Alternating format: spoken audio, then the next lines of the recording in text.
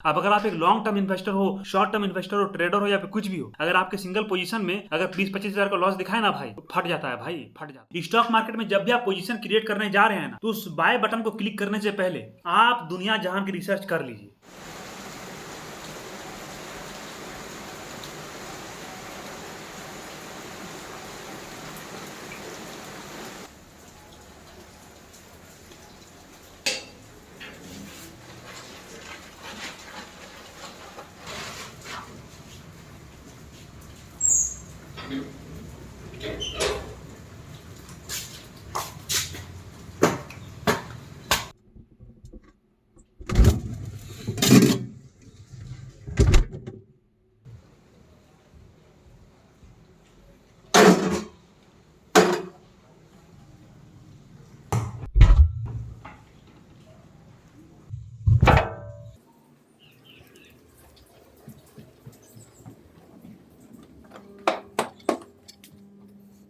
Hello guys, good evening, welcome to the new vlog. अब इसको vlog क्या ही बोला, अभी टाइम शाम के 7 बज चुके हैं, तो अब तो व्लॉग बनाने का मेरे पास टाइम नहीं रहा। 3-4 मिनट का एक छोटा सा इन्फॉर्मेटिव वीडियो होगा, तुम देख लेना। आज दिन भर यहाँ पे बारिश हुआ है, एकदम सुबह से जो शुरू हुआ ना, मतलब ड्यूटी क्लोज करते टाइम से बारिश हल्का हल्का स्टार्ट हुआ और उसके बाद से अभी तक रेगुलर बारिश हो रहा है कंटिन्यूअसली। बीच में कभी कभी छूटा होगा, हम सोए थे, हमको पता नहीं चला, लेकिन बारिश भरपूर हो रहा है। तो अभी 7 बज गया है, 1.5 घंटा मेरे पास टाइम है। अगर बारिश 1.5 घंटे के अंदर नहीं छूटा तो हमको फिर रेनकोट पहन के ड्यूटी जाना पड़ेगा। तो अभी हम लोग सबसे पहले क्या करेंगे ना, सैंडविच बनाएंगे, क्योंकि बारिश हो रहा है हल्का हल्का तो चलता है, सैंडविच खा लेंगे। ब्राउन ब्रेड रहेगा तो ज्यादा दिक्कत नहीं है, खा सकते हैं, ठीक है। तो पहले सैंडविच बनाते हैं, उसके बाद 2 मिनट 3 मिनट का एक वीडियो बनेगा छोटा सा, देख कर जाना।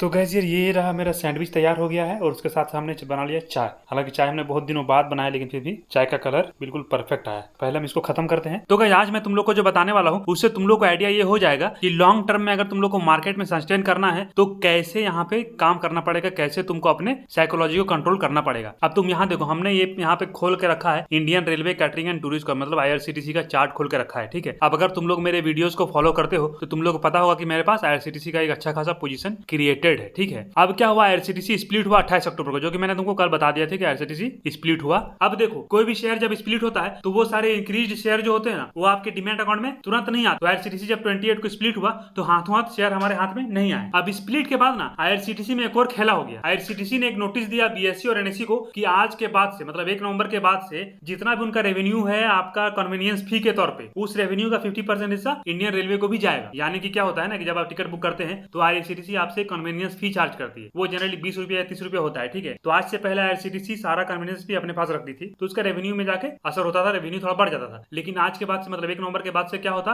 कि IRCTC का जो रेवेन्यू होता है कन्वीनियंस चार्ज के रूप में, उस रेवेन्यू का 50% हिस्सा अब इंडियन रेलवेज को जाएगा। तो अब चूंकि रेवेन्यू पे डायरेक्ट अटैक है, गवर्नमेंट ने डायरेक्ट आपका हाथ रखा है IRCTC के रेवेन्यू पे, इसीलिए ये बहुत बड़ा एक नेगेटिव न्यूज था मार्केट के तौर। और कल शाम से, मतलब 28 तारीख के शाम से ही एकदम, मतलब समझिए कि पूरा मार्केट में हाई तब मचा हुआ है कि IRCTC तो गया, IRCTC अब गया। जो बंदा पहले अपने ट्विटर हैंडल में कह रहा था कि IRCTC 10,000 क्रॉस करेगा, जो सो कॉल्ड रिसर्च एनालिस्ट जो कि न्यूज चैनल में बैठ के एनालिसिस करते हैं किसी शेयर का, वो लोग जो कह रहे थे कि IRCTC एक मोनोपोली है, नेक्स्ट MRF बन जाएगा, ये हो जाएगा, वो हो जाएगा, 3-5 पूरे बता रहे थे, वो लोग सब एक ही राग अलाप रहे थे कि IRCTC तो खत्म, IRCTC अब यहाँ से लुढ़क जाएगा और यहाँ से उठना उसके लिए पॉसिबल नहीं है। अब IRCTC से लोगों को चाहिए कि अपना अपना पैसा निकाल। अब तुम देखो खेला कैसे हो गया। एक रिटेल इन्वेस्टर को पहले IRCTC मोनोपोली मोनोपोली मोनोपोली बोल बोल के एक शेयर में कुदवाओ, और उसके बाद क्या करो, एक ही मिनट में अपना डिसीजन चेंज कर दो और पूरा मतलब ऐसा हवा बना दो कि IRCTC तो एकदम बर्बाद शेयर हो गया, एकदम अब तो खत्म हो गया, ये हो गया, वो हो गया, 3 हो गया, 5 हो गया, इसको किसी तरह के बेच दो। अब देखो रिटेल इन्वेस्टर यहाँ पे फंसा कैसे, उसके डीमैट अकाउंट में शेयर ही नहीं उतना। अगर किसी के पास 100 शेयर है, अगर स्प्लिट होने के बाद किसी का 100 शेयर हो गया, जैसे मेरे केस में स्प्लिट होने के बाद मेरे पास 100 शेयर होगा IRCTC का, लेकिन मेरे पास 100 शेयर है कहाँ, 12 शेयर जो मेरा दिखा रहा वही है, और अपने मेन अकाउंट में जो 6 शेयर है वही बस। उसके बाद मेरे पास शेयर नहीं है, हम कैसे बेचेंगे। तो ये तो पूरा पूरी फंसने का केस हो गया और सबको पता था कि IRCTC गिरेगा। अब प्रॉब्लम यहाँ पे ये है ना कि जो लोग ट्विटर में बैठ के IRCTC को मोनोपोली मोनोपोली बता रहे थे, उनमें से किसी ने भी एक क्लियर पिक्चर नहीं दिया कि ठीक है भाई IRCTC गिरेगा, लेकिन कोई दिक्कत नहीं है, कंसोलिडेट करके फिर से ऊपर उठेगा, क्योंकि अल्टीमेटली तो मोनोपोली शेयर है ना जी, रेवेन्यू थोड़ा सा बढ़ जाएगा, लेकिन फिर भी IRCTC बंद तो नहीं हो रही ना। इसके बारे में कोई नहीं बता रहा, सब भेड़ चाल में बेच दो, निकल जाओ निकल जाओ। पहले बोलेंगे खरीद लो खरीद लो खरीद लो, फिर बोलेंगे बेच दो बेच दो बेच दो। रिटेल इन्वेस्टर करे तो करे क्या यार, समझ में किसी को नहीं आता। अब उसी को लेकर इतना ज्यादा केओस हो गया था मार्केट में कि IRCTC आज सुबह 822 रुपए में खोला, मतलब 100 पॉइंट नीचे। पिछले पिछले क्लोज के 100 पॉइंट नीचे आईआरसीटीसी खुला है सुबह, और उसके बाद और 200 पॉइंट नीचे जाके पहुंच गया 656 रुपया। अब मेरे पास जो कि 100 शेयर है,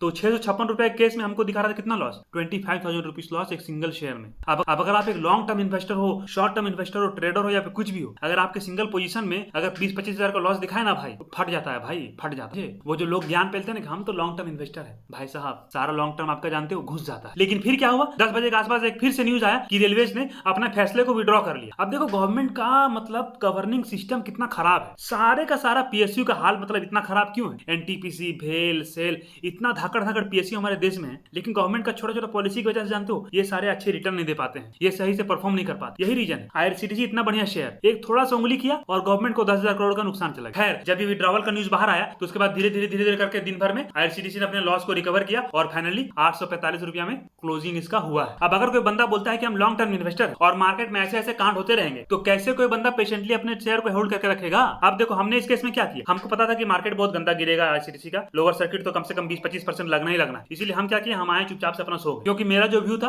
वो लॉन्ग टर्म का था। एक दिन का न्यूज आने से आप अपना कन्विक्शन चेंज नहीं कर सकते। पैसा स्टॉक मार्केट में इतना आसानी से नहीं बनता है। आप जिस दिन किसी कंपनी का शेयर खरीदेंगे उसके 10 साल के अंदर में हजारों ऐसे न्यूज आएंगे, हजारों ऐसे न्यूज जाएंगे, लेकिन अगर आपका कन्विक्शन किसी शेयर को लेकर अच्छा है तो आपको वो कन्विक्शन मेंटेन करना पड़ेगा जब तक कोई मैनेजमेंट फेलियर ना हो। अब देखो आज क्या हुआ होगा, 100 पॉइंट जब नीचे खुला होगा आईआरसीटीसी, सारे बंदे निकले होंगे बाहर, धका धक बेच के बाहर निकल गए होंगे। बहुत सारे बंदे 650 के आसपास में बेचे होंगे अपने शेयर को लॉस में। उसके बाद अभी देखो 845 का क्लोजिंग आईआरसीटीसी में, मतलब जो बंदा अपने होल्डिंग में से आईआरसीटीसी का शेयर 650 में बेचा होगा उसको तो पर शेयर 200 का नुकसान है ना जी। इसीलिए ना स्टॉक मार्केट में लॉन्ग टर्म इन्वेस्टिंग बहुत ही टफ काम हो जाता है। हम लोग को चाहिए कि न्यूज को कम से कम फॉलो करें, फंडामेंटल किसी स्टॉक का देखिए, उसके क्वार्टरली रिजल्ट को एकदम डीपली एनालिसिस कीजिए और उसके बाद अगर आपको लगे कि इसमें कोई दिक्कत है तब जाके अपना डिसीजन लीजिए। स्टॉक मार्केट में जब भी आप पोजीशन क्रिएट करने जा रहे हैं ना, तो उस बाय बटन को क्लिक करने से पहले आप दुनिया जहां की रिसर्च कर लीजिए, क्योंकि एक बार आपने उस बाय बटन को क्लिक कर लिया ना, उसके बाद लुकिंग बैक नहीं रहता है कहीं। आपने किसी शेयर को खरीद लिया, कोई शेयर 50 दिनों की मूविंग एवरेज के पास है, कोई शेयर ये पैटर्न बना रहा है, तो इससे शेयर आगे पीछे नहीं बढ़ता भाई। पीटर लिंच ने अपने किताब में लिखा है, पुराने जमाने में क्या होता था ना, लोगों के घरों में मुर्गा होता था, ठीक है। अब सुबह सुबह जब वो मुर्गा आवाज लगाता था कुकड़ू कुका,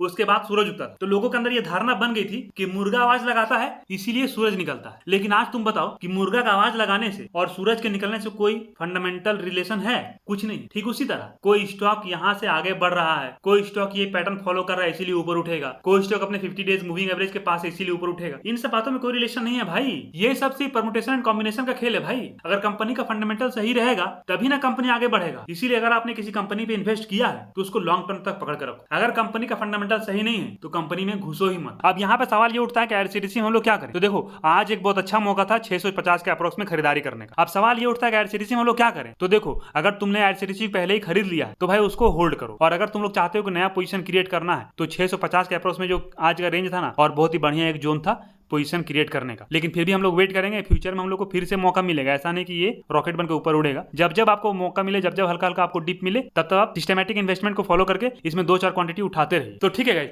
अभी 8 बज गया है और बारिश थोड़ा थोड़ा शांत हो गया है, तो इससे पहले कि बारिश फिर से स्टार्ट हो जाए हम चलते हैं ड्यूटी। अब मिलते हैं तुमसे किसी अगले ब्लॉग में। तो खैर गाइस आज के ब्लॉग में रखते हैं बस इतना ही। बाकी तुम लोगों को पता ही है, लाइक शेयर सब्सक्राइब कमेंट सब मोह माया। अगर जीवन रहा तो फिर मिलेंगे।